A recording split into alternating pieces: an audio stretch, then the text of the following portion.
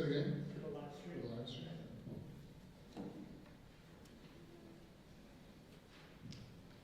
Good evening. Good evening. Good evening.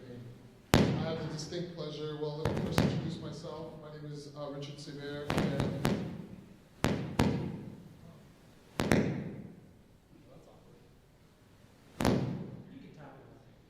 can talk about it, right? Can you hear me? Yeah. Good. Richard Sever, I am an interim associate dean in the College of Arts and Sciences and in the Department of English. And I have the distinct pleasure tonight of introducing our speaker, Danté Stewart. So Danté Stewart is an award-winning writer, speaker, and author of Shoutin, an American Epistle. Named by Georgia Writers Association as Georgia Writer of the Year 2022 memoir, by the Center for American Progress as one of the 22 faith leaders to watch in 2022, and by Religion News Service as one of, quote, 10 up-and-coming faith influencers, end quote. His work has appeared in The Atlantic, New York Times, The Washington Post, Time, ESPN's Landscape, Oxford American, Sojourners, NPR, CNN, Parents, and more. Need I say more? He received his BA in sociology from Clemson University. He's currently studying at the Candler School of Theology at Emory University in Atlanta, Georgia. Please, let's show a warm Valpo Beacon welcome to Danté Stewart.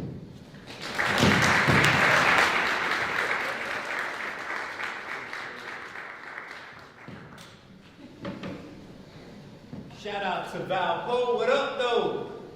Hey, come on, y'all. We can't come out here in this snowy weather and not show some energy, so shout out to Valpo. All right. I came all the way from Augusta, Georgia to sing you a song that my grandma actually loves, and it goes a little bit like this. She says, I feel like pressing my way. I feel like pressing my way. I'm on my way to heaven. And I feel like pressing my way.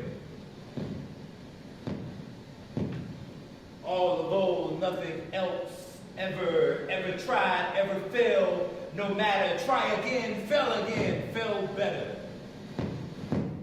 Samuel Beckett, the late, great, brilliant Samuel Beckett. This time begins how all the best times and best stories begin. A little sauce, a little villainy, and a little laughter that makes the creases in your stomach overlap one another. Just yesterday, and I mean yesterday like 24 hours ago, and I mean like every 1,440 minutes ago, I am sitting in my kitchen table as the cool breeze from the Georgia morning blows incessantly through my window. If you are not careful, don't pay attention, you will miss the magic. You get one shot. But like my grandma would say, as she used to say, why would you wait and I wait to miss something of the magic within all of us? So here we go. I'm here to talk to you a little bit about living the life that is your own, or simply a few rules for changing the world and changing yourself. If you're going to change the world, repeat after me. I will change this world. I will change this world. 5 miles from the old country house that I grew up in was a red brick house in Sandy Run, South Carolina. There are trees, paved roads giving way to the beige dirt, old crushed soda cans that are old rusty cars sitting on center blocks. And there are broken mailboxes held together by 3 or 4 nails. 10 miles from this house is the white stained brick church in Swansea, South Carolina. The red carpet on the ground greets you as you enter, always in the suit, the best that you can muster, the best that you have. I don't know if there are any maps in this world that actually show the places that I grew up or where I live. I don't know if there are any pictures that actually show you the road and the dirt roads where the trees would hang. I don't know if they show the red brick house or the old cars or the brick porch with the lights around it. I don't even know if they show the white stained brick or anything in between. But they are there. Between these two places, the old red brick house that my granddaddy built and the white stained brick church we call home was my grandmother and I talking about the things that we remember. Talking about coffee, talking about love, talking about all the black folks that love us and love coffee together. Really, the distance between me and my grandma was not very far, but it felt colossal, even formal. There were parts of her that I could see through those dark brown eyes and those rough, smooth hands by the Vaseline that was in the cracks. She rarely likes to talk about it, but she actually remembers. When I became a writer, I used to love telling my grandma about all the things I was learning about myself. All the things I learned about this country and this world. All the ways I wanted to care for the world and change the world. I would call her from time to time just to talk about old memories and to ask her how she was doing and how Granddaddy was doing at the time and how the weather was and whether she started putting salt back in her chicken again because, like grandmas and salt and chicken don't mix because her sugar too high or her blood pressure too high or she just ain't feeling like the salt today. So when I have time to go back home, I go back home and enjoy her not so sweet tea and not so salty chicken. One day I was walking up the porch, my foot missing the crack on the grass, and then I knocked on the door. Hey, boy. My Uncle Raph, my brother, answers the door. His old body, much like my grandmother's, is frail and sort of bent out of shape. Hey, Uncle Raph, how you doing? Say as he calls my husband to grab the key. There are pictures everywhere when I walk in. I see pictures of me and my sister and my brothers and my cousins near and distant. It is hot and really hot and feels like I'm in an oven, and yet nothing is on the stove. There is no food being cooked, y'all. There is no scent. There is the scent of nothingness, but it is still familiar. I've always wanted to talk to her about those old days. And when I talk about old days, I'm talking about the days where black folk would be around white folk and white folk would not want them to be there. I'm talking about those days when my grandma and my granddaddy and all the black folk where I come from would be forced to deal with the color signs and the color this and the color that, not realizing just how colorful they actually were on the inside and the out. And I wanted to talk to her about those turbulent years, those years of the 1940s and the 1950s and the 1960s and the black afros of the 1970s and the ways that people became Negro and then became black. And she rarely liked to talk about it. But guess what, y'all? She remembered. I wanted to know what made Granddaddy take all those people and their children to vote when people said they didn't have no right to do it. I wanted to tell her how angry I was about everything that was going on. I wanted to know how she and other black folk made it through, made it around, and made it within the country that forced them to hear the news of Emmett Till's small black body be crushed and lynched by the quote-unquote right man, as she calls it. I was searching for answers as a human being, much like a kid sitting at the feet of their father or their mother. I was being that kid again, y'all. That small little boy full of audacity and intuition. Wanting just to hear one more story, one more question, one more word. She remembers, but my granddaddy doesn't. Memory is something that my granddaddy has lost. His memory is like a frank picture of brief yet piercing remembrance of some younger days traveling through El Paso, Texas into California during his military service.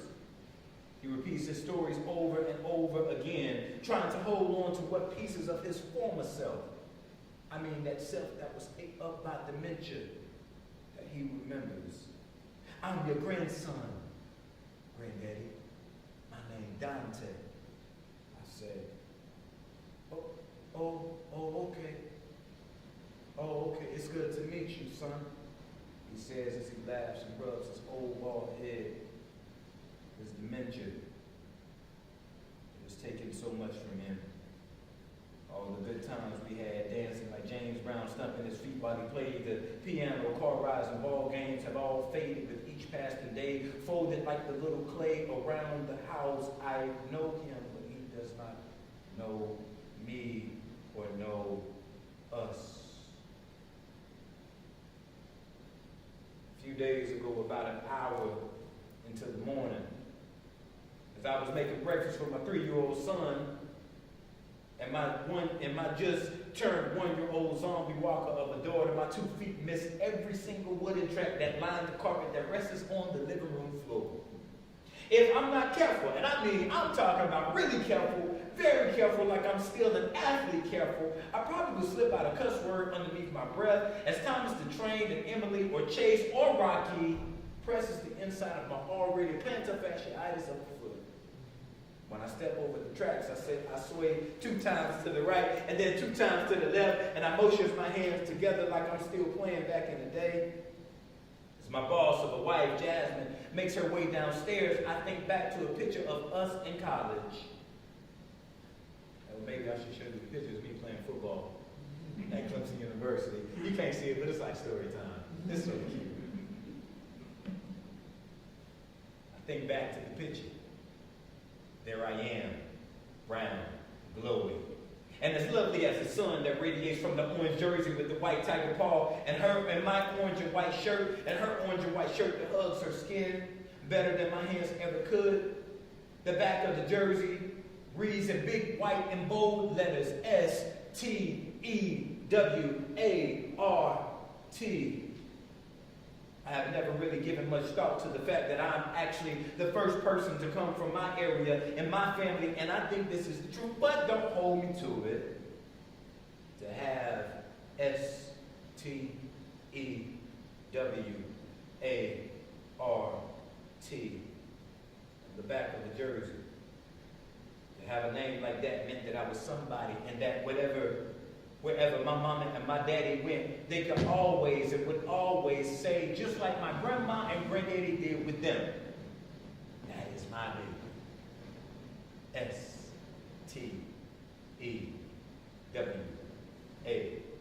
STEWART. And before I realized it, when my body bounces 2 times to the right and then 2 times to the left, my imagination is back on the field. And then I come back to myself and my kids and to this 30-year-old body that actually holds a nagging pain in the left side of my back, realizing that it is the wind blowing of time. Things have changed a whole lot. My friend Chuck asked me the other day as we sat in his office, hey little brother, you think you still got it?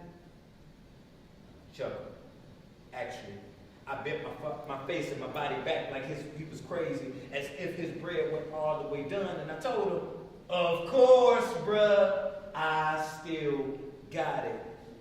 We both laughed, and I tell him like the honey mustard from the country store, I still got the sauce. I am far removed from a football field or a locker room, or from the day in and day out monotony of playing Call of Duty and going to sleep, waking up, getting dressed, going to class, going to sleep, doing it all over again, eating lunch, going to class, driving back to the stadium, getting dressed, practicing, getting undressed, showering, driving back home, and practicing all over again. But I've never forgotten that simple truth that I want to share with you today. Part 1, truth 1, rule 1, don't ever forget your name and what it means. And don't ever lose your ability to bet on your sauce. Repeat after me. I will change this world. Always bet on your sauce. And don't ever forget where you come from. Trayvon got murdered when I was a sophomore at Clemson University. I remember other black teammates on the football team around me were so shaken by the death of someone who looked like us. Some of my friends were terrified, some of the men being young and black and free and fearful, fearing that they would never be protected in the world the way they were protected on the field.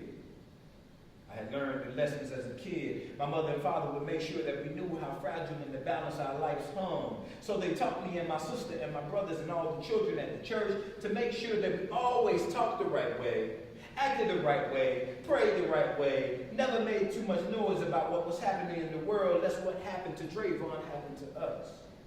So I kept quiet.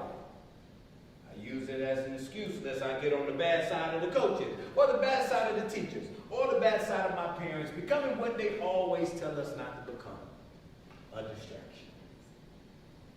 Somewhere in my mind, I knew that there was so much to hate about the world, and so much we need to talk about, and so much more to pray about. But what mattered most was me making a name for myself and becoming dependent. I had worked real hard to become the best person, the best man, the best athlete as I could. I had succeeded.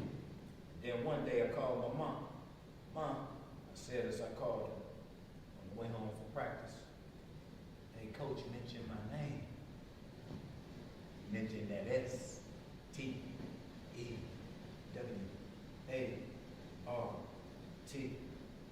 We were both so proud that her baby gave her something to talk about. One of my teammates, let's call him DJ, enrolled a little bit earlier.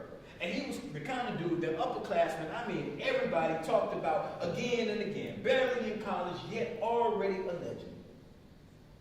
That something I just kept trying to suppress how afraid I was of losing everything I had. I worked so hard for it. I wasn't ready to admit just how afraid I was to lose it.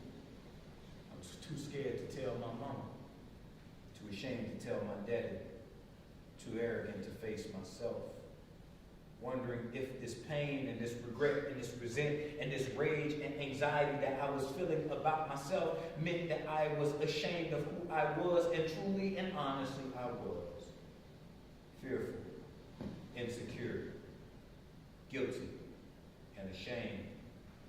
I believe that we boys are taught real early, and I'm talking about on the football field, taught real early that to be a boy means taking up space and fighting for space and destroying whoever is in the way of you and your dreams.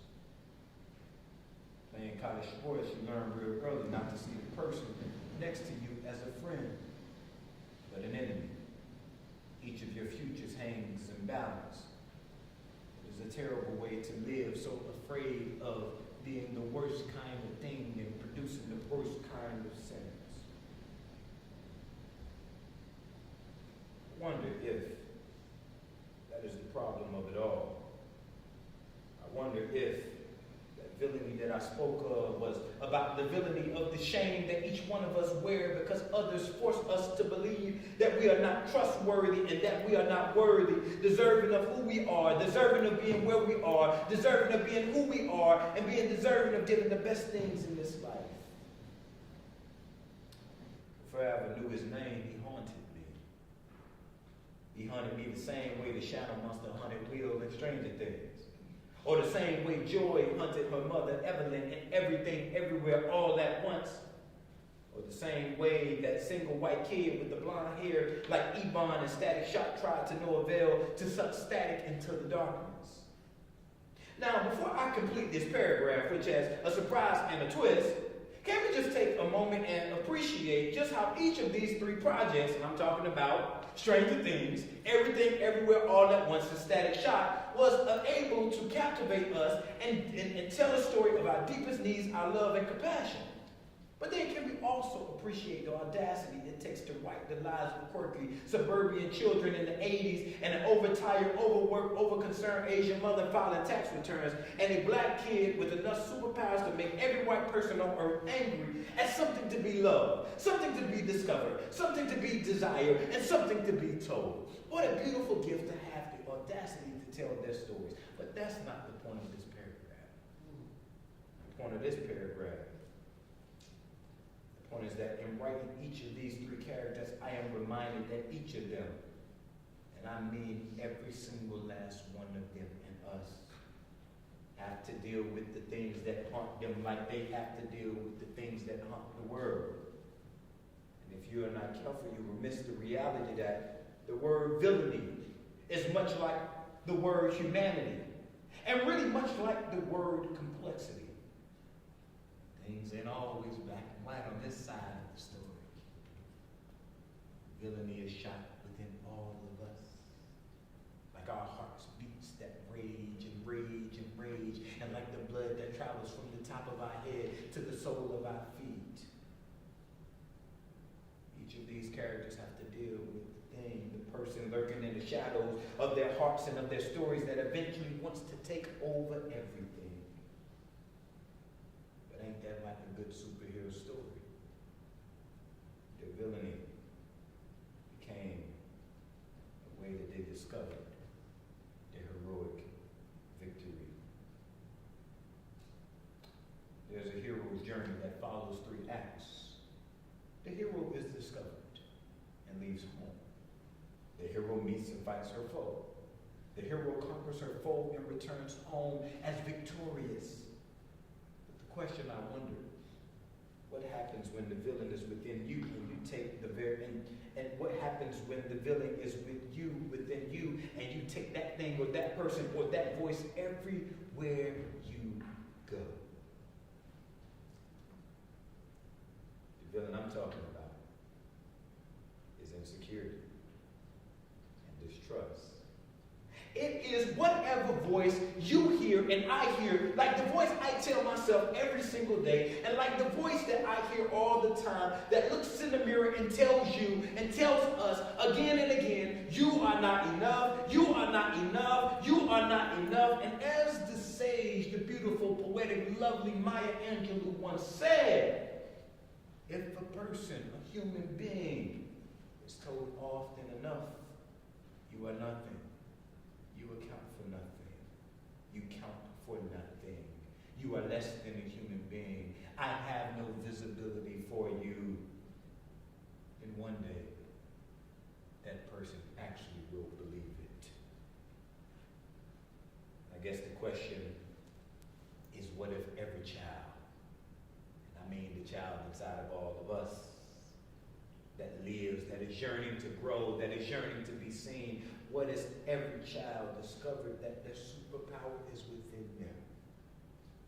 And that the responsibility is to grow the gift, spread the gift, challenge the gift, and to be careful that the very thing that gives them power does not consume them in the process. And I think that the protection for all of us is affirmation and acceptance. We are not born in this world knowing our worth. We must be taught it and reminded again and again. Even as the world demands our superpowers be used for gain, we must be reminded how much we are worth. So I guess rule number 2, after rule number 1, don't forget who you are, and don't forget to bet on your sauce. I guess rule number 2 is you can't run from the villainy, but you can face it and overcome it. Your villainy, my villainy, can become a powerful place of empathy, compassion, and hope. Just the other day, as I'm scrolling down Facebook, I see this video of this grandmother rubbing her hands baptized in oil that creases her grandson's temple. There are no sounds, but the music plays in the background. Her mouth moves and gestures that, if you pay closely attention, you can clearly see as she massages his head with the oil that she got from the pastor. She is clearly praying, touching his temples, telling him, child, you must be more, you must be more, you must be more. She rubs his ears, and then she rubs his forehead, and then she goes to his chin, and then she raises the chin about 2 inches a little bit higher.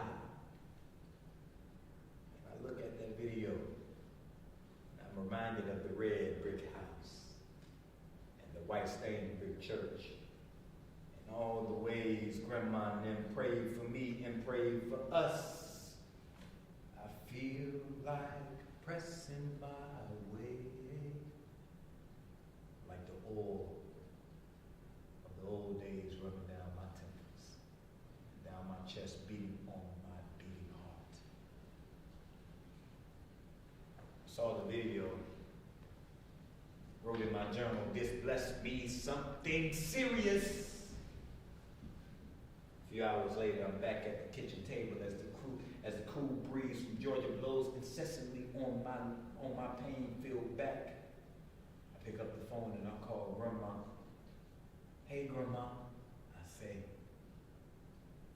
Hey, baby, she says to me. How you doing? I'm good. What you eat today, Grandma? She says back to me. I can hear on the other end she was fumbling with the phone. Just made me some grits and some sausage. You know I don't eat too much breakfast. I know you're right, Grandma. You know how you always been talking about how little you actually eat and how little that food has done for you and how much life you have been given because how little you eat and how much salt you don't use? She said, yes. I started laughing. And I reminded that a few weeks ago, as Grandma sat at my kitchen table, she started ruffling the note cards that was on my desk that were filled with writing prompts. It was the first time she got out of the house since Granddaddy took his last breath. For a few hours, she stood at the hospital. Days had passed by since I rubbed her Granddaddy's head for the last time, singing to him, I feel like pressing my way. He had a little jerk about his body. He jerked one time, rubbed his head again. He jerked another, rubbed his head again. Days after that, he's in the hospital. Hours after that, Grandma and the family gathered around. Because of the COVID policy, they could not touch him. Last time she felt her warm husband, his body heating up her hand, was a few days ago. He left the house. About a year before that, he left the house and got lost for 16 hours. I'm in California and worrying, will Granddaddy be alive and stay home? The dementia ate up his body and his mind and his memory and his dreams. And lastly, it ate the thing that mattered most, his name. Grandma stood separated from the body of her husband, a dying loved one, separated by one thick glass. She never got to touch him again. She only got to sing on the other side of the window. Hey, Grandma, you writing? You still writing? Like you said? She tells me. I ask her. You know, I want you to keep on writing too. She tells me. Grandma was last at my house. She grabbed the cards and told me that everybody, ever since Granddaddy died, been buying her journals. And she says to me that I don't know why they keep buying me all these journals. I don't know what they want me to do with all these journals. And then she tells me that she is probably going to start writing the prompts in all these journals. She's on the other side of the phone. She tells me what she's been writing. And I listen to her. Oh, I love talking to you, my grandbaby. I love talking to you too, Grandma. I love talking to you too. I want you to keep writing, baby. I want you to keep writing, she tells me.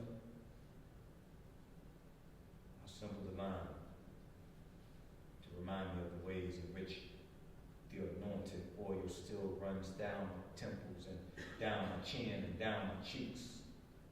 And I'm reminded of how afraid of life I often am, And I'm reminded of how insecure I often am. And I'm reminded of how unkind to myself I often am. And I'm reminded of how risky my life has been. And I'm reminded of all the ways the sauce has kept me. And how it tastes so good to be who I am. And how it tastes and feels so good to do what I do. And I'm also reminded of how villainy and how victory has lathered itself on my chest and on my mind. And turned my hands into golden rods. And to rods that saved the world and saved my soul and save us with one measly word called love. And I remember my boy telling me, you want to live this life, you're going to have to do it risky. All right, Grandma, I'm about to go. It's good to hear you. All right, baby. I want you to keep on writing. Don't let nothing, and I mean absolutely nothing, stop you from doing what God called you to do.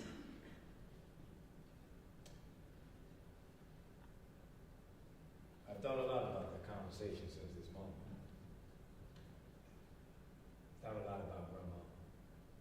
Thought a lot about who it is that I have become and am becoming. I realized that the most important rule of all, of living a life that is your own,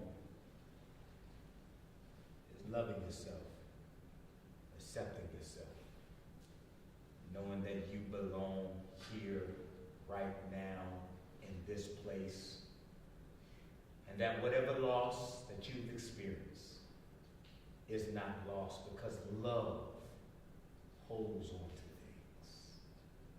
And if you do love a thing, you will refuse to let it go. You will know what it means to love your sauce, love yourself, bet on it.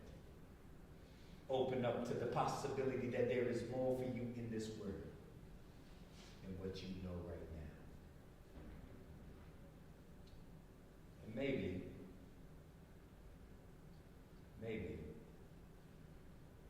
you'll realize that the most important thing is that whatever you do, whatever risk you take,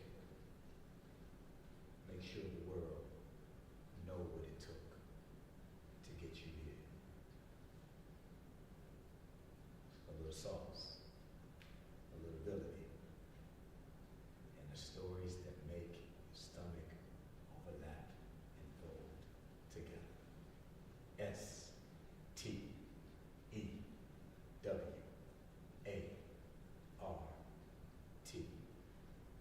Thank you.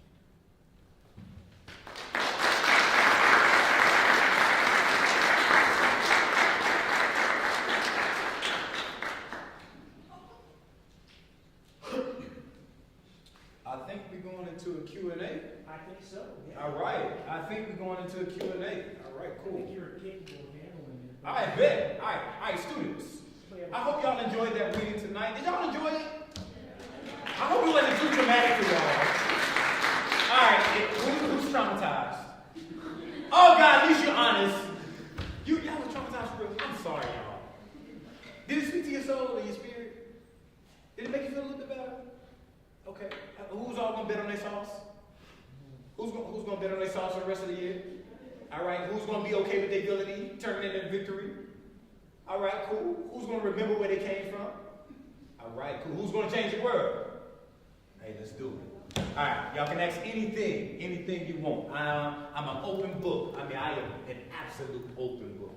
You can ask anything. You can ask about rights. You can ask about love. You can ask about life. You can ask about family. You can ask about the country. I'm open. Bet. Tell me your name.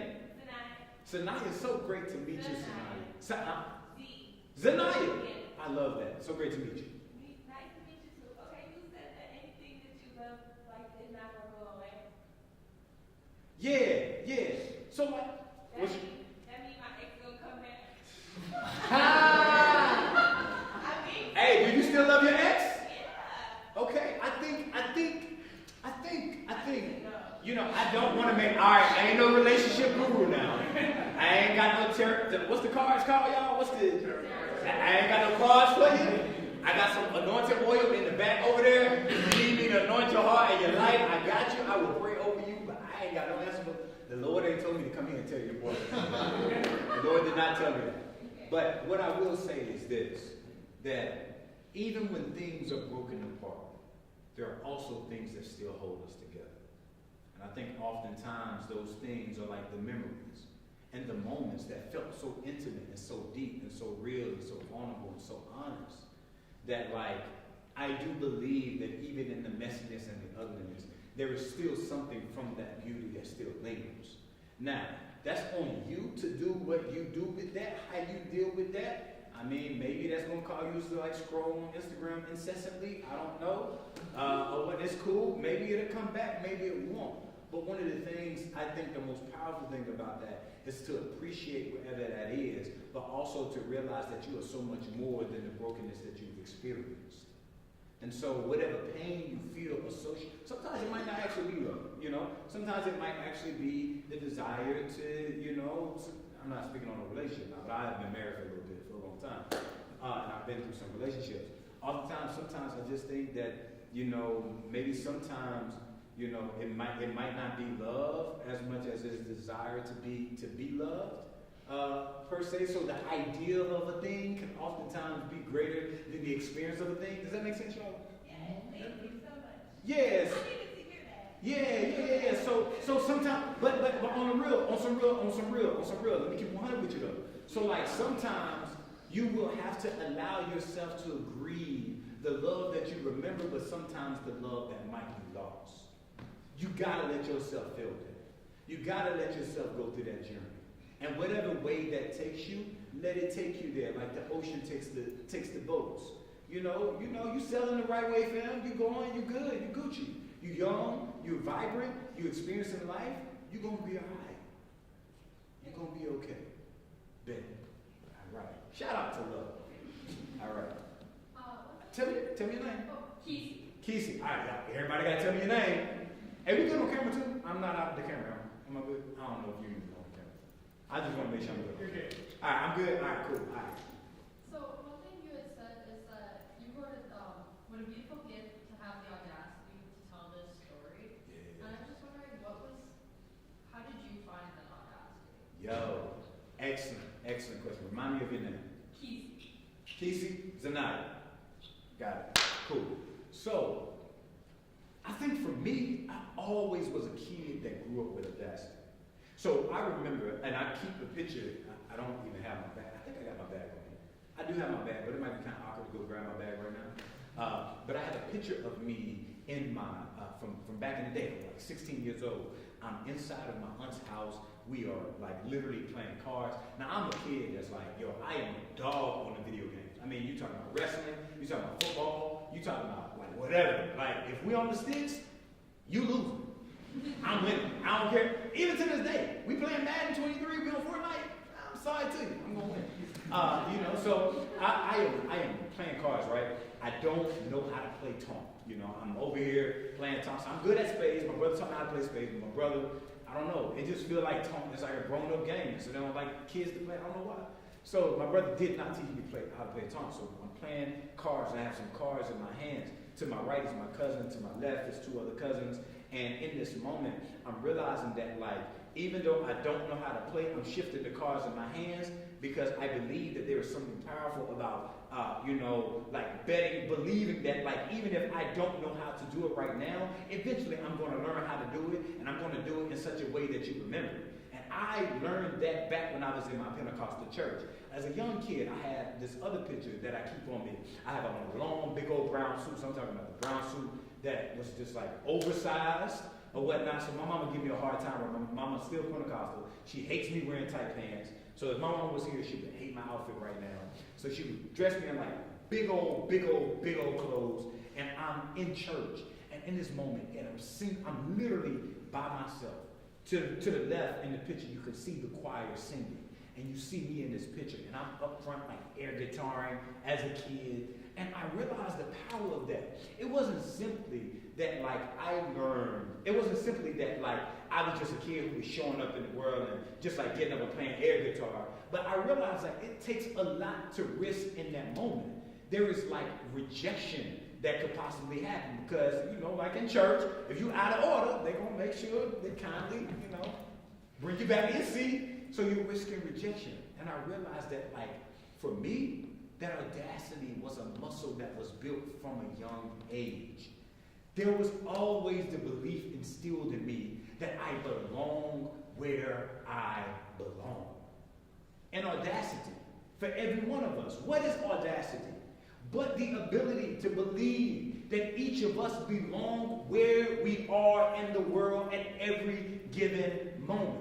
And that belief to give us the power to trust that who we are and where we are, we deserve to be there, and we're going to do something to change it and be remembered while we are there. And so for me, audacity was built through failure too. Because sometimes your audacity doesn't always yield the results that you want. And so audacity is not just about showing up in the world. It's about trusting who you are. Audacity, the flip side of it, is self-trust and intuition. I was telling the group earlier today, if some of you were there, you might remember this. I was telling them that there are two things that children lose in this world. Each of us have lost it. And every child in this world probably going to lose it. And we'll have to find it again. There are two things that we as children lose in this world as we get older. Number one, our audacity. And number two, our intuition. As children, you don't have to teach us that we belong where we belong. As children, you don't have to teach us to trust, to be in situations to trust who we are and what we do. You throw a kid on a jungle gym, and they will literally make the right step, rarely fall, and become like Spider-Man overnight. My son has done it again and again. Like, children will take something as simple as like a pillow and turn it into a slide on a thing. A kid will take something as simple as dirt and turn it into a tic-tac-toe game. A kid would take something as simple as a ball and turn it into something that deeply speaks to their imagination, turn it into a game, learn how to fix something, learn if they move it enough and maneuver it enough, it will actually work. And the older we get, the more we matriculate into these institutions that guide our lives, be it civic, religious, social, in our relationships, etc. Day by day, year by year, our own trust of ourselves and belief is ripped from us. And so I lost that audacity and lost that intuition. And there are days, even to this day as a writer, I lose it.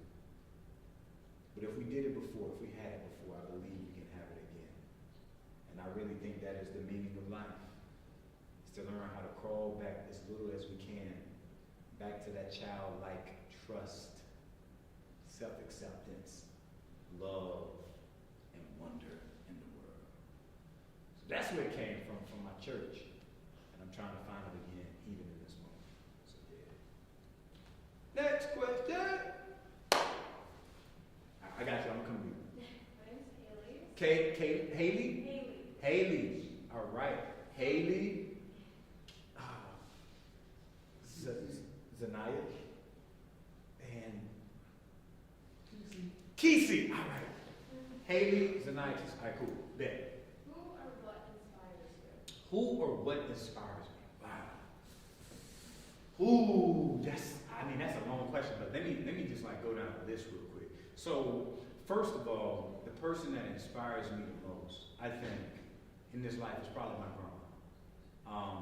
My grandma, y'all, when I tell you, yeah, you heard a little bit about her today, but like my grandma is like amazing. I mean, I believe I got the most amazing grandma in this world. And you probably believe that too about your grandma, but I'm sorry to tell you, my grandma a little bit better. Or whatnot. My grandma cook better, she write better, she read, you know, all those things. Nah, I'm just joking. But, you know, I think my grandmother, you know, inspires me the most because my grandmother is a person who has lost so much in this world and still actually has a desire to grow and live. You know, when my granddaddy died in January of this year, and my grandmother is 89 years old. I mean, a black, southern, beautiful woman from the South. 89-year-old. You know, so it was an 89-year-old. You know, went through the 40s. You went through the 50s. You went through the 60s. You went through the 70s and 80s. You are a person who knows the name Emmett Till and George Floyd and have viscerally experienced both of those murders. But you're also a person who had to literally, like I literally learned this the other day, my grandma was also a person who spent most of her life doing domestic work for white people who treated her like trash. Doing domestic, taking care of their kids, fixing their food. My grandma was like, yo, the first time I ever cooked frog was for like a white person, you know? I'm like, dang, grandma, like I like frog legs, my bad, you know, and things like that. She's like, first time, and she was like, I ain't never gonna eat no frog. And I think that's actually turned her away from all that, you know, exotic stuff that we eat down south. But, you know, my grandma really inspires me because even at that moment, when my granddaddy died, my grandma, it took her a while to get out of the house, but she came to my house and she took those note cards. There are literally, I have some in my book bag right now. There are note cards that has writing prompts. Some of them say, you know, describe the day today. Write down the day.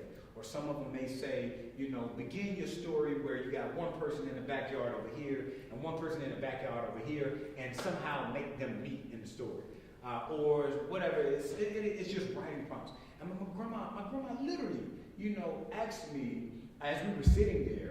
My grandma, at 89 years of age, she asked me this question I thought was incredibly powerful. She literally, as we were sitting down enjoying coffee, like her and my granddaddy would, she asked me one powerful question that I'll never forget. She asked me this. She said, what does it feel like to have anxiety? 89 years old. What does it feel like for you to have anxiety? Here's a woman who's experienced so much, remaining open to the possibility that there are more questions to ask of herself, more things to be written about her story, more things to be explored in this world. And that 89-year-old, she can actually do it. So my grandma probably is the person who inspires me the most. But then there are others, of course. My wife, my son, my daughter, my friends, my family, each one of you. James Baldwin, Maya Angelou, Audre Lorde, James Cone, Toni Morrison, Tony K. Bombara.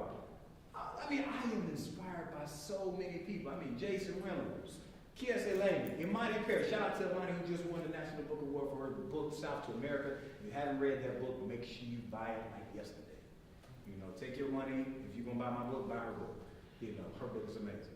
I'm inspired by them because, you know, each one of them show me like there is more to life than this present moment.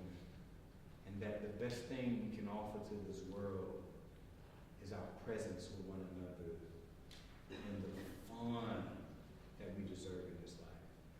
But if I had to say a top person, probably my grandma. Hands down. Oh yeah, up there. Up top. Hello, my name is Natalia. Natalia, all right, great to meet you. Good to meet you as well. I was wondering if you would be willing to please speak to how your faith has impacted how you approach those like voices that you talked about, like those villains. So how my faith, because you're kind of far, how my faith. Like how your faith has equipped you to face those villains. Oh, how my faith has equipped me to face the villains. Wow, great question. I think for me, I return continually to the story of Jesus in John 10:10. He's talking to the people and he says that the thief comes to steal, and destroy. But I've come that they may have life and life to the full. There was a story once told in Henry Nouwen. Anybody a Henry Nouwen fan here? Anybody ever heard of Henry Nouwen? Have you heard of him? Okay, if you haven't heard of Henry Nouwen, his book, The Wounded Healer, is absolutely stunning. It's a very good book. We're going through a hard time right now as human beings. We're collectively traumatized. If you don't got no therapy, you know, get Henry Nouwen's book. It will be like a little Band-Aid. It'll be a Band-Aid for your kind of emotional struggles. It's just a really good book. There's a story told in that book about a man who's having a major surgery. And in that book, he tells the story about the man who's having a major surgery, who's talking to him or talking to a student, one or the other, and the man is full of fear. I mean, he is vexed by fear. And he's going under anesthesia, and he's afraid that he's probably going to die in the process. And as they begin to talk, and the man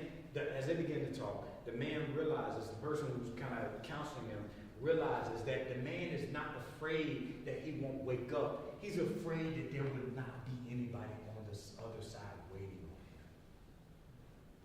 And when you talk about facing your villainy, you talk about facing those things, I go back to Jesus, to that story.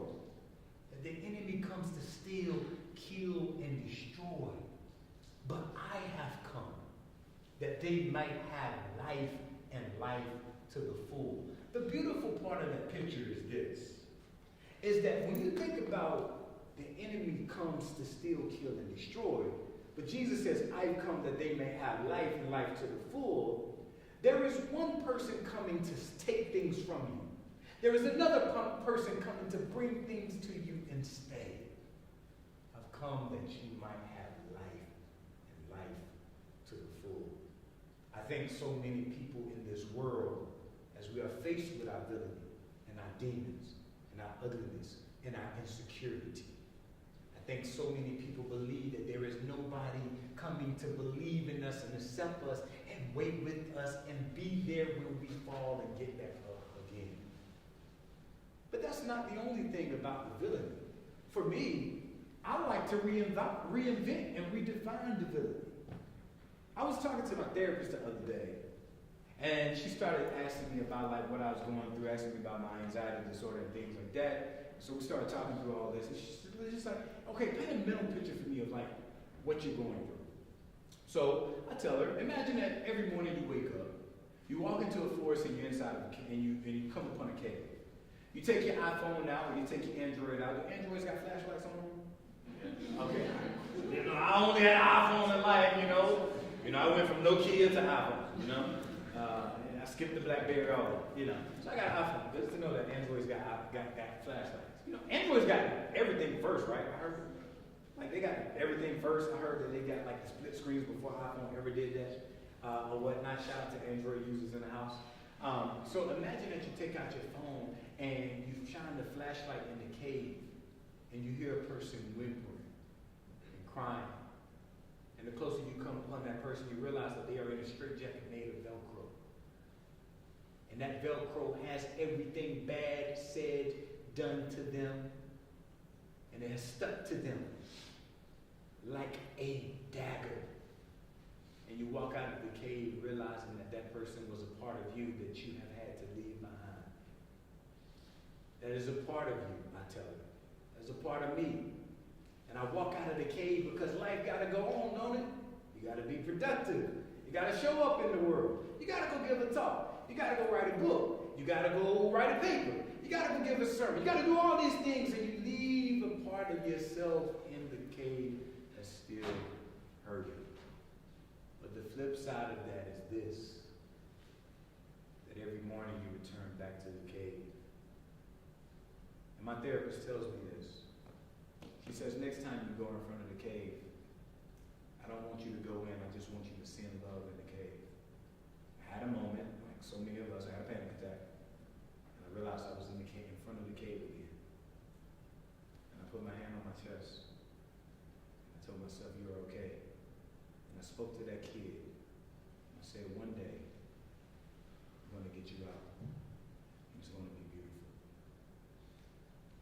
The very journey, I believe, that is the most scariest journey I've ever done in my life, journeying into the cave. I know that one day he will walk out, and we'll walk together, and we're going to change the world together.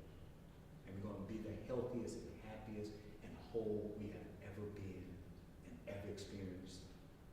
And even as he remains in the cave, I promise him that I will think about him, send him love, send him truth, send him grace and patience and mercy, and try and give him everything that he was not given and forced him into the cave far earlier than he ever should have been.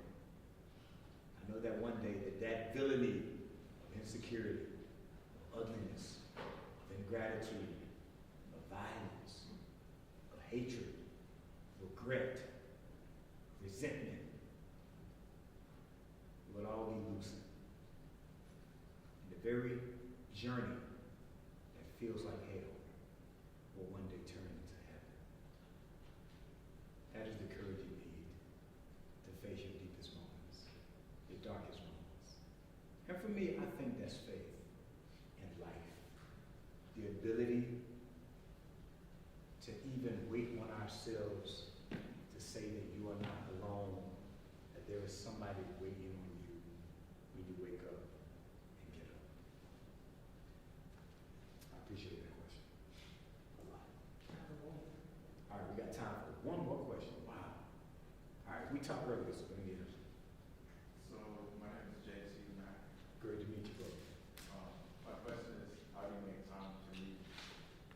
How do I make time to read? Great question. Let me give you a principle that will bless your life. Bless your life. I mean, it will really bless your life. Two things. If you get a chance to read a book, it's called Atomic Habits by James Clear. Anybody ever heard of that book?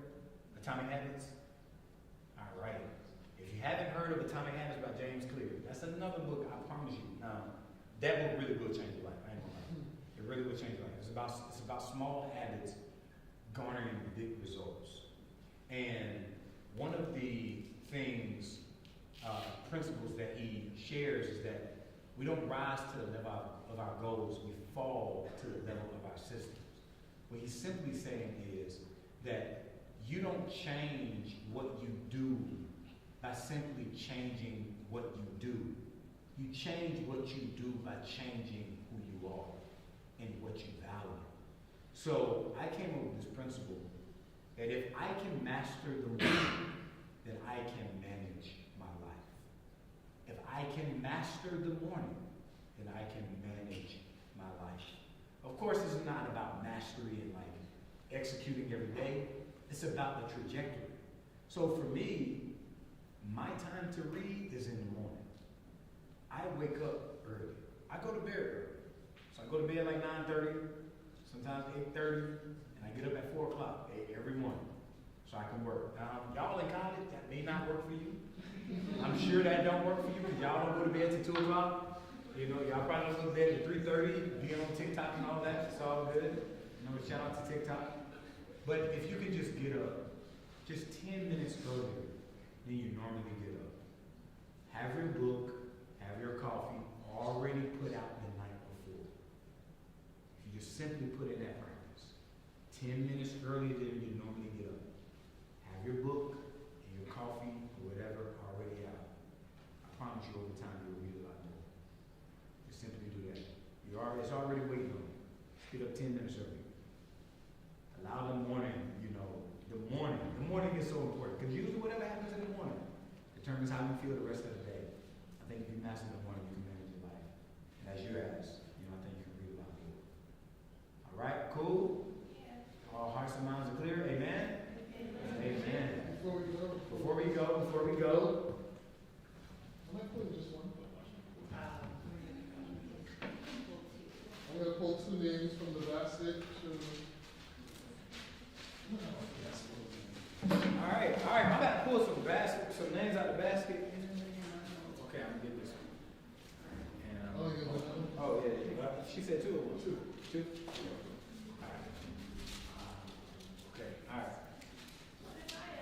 All right. Okay. Elisa Bayless. Did I say Elisa Bayless? Belias. Did I say your first name correct? Yeah, your first name's right, yeah. Okay, Elisa Belias. All right. Shout out to you. And Natalia Reister. Oh, Natalia, look there. Shout out to you too. Okay, I think y'all got books. They got books. Yeah, they have books. Okay, I think y'all got free books. Shout out to y'all. Make sure y'all find the right person to get y'all what you need. One more time, show love to our.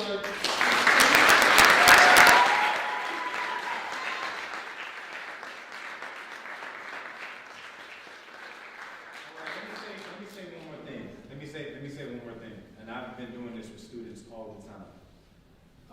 And I've tried to do this a lot.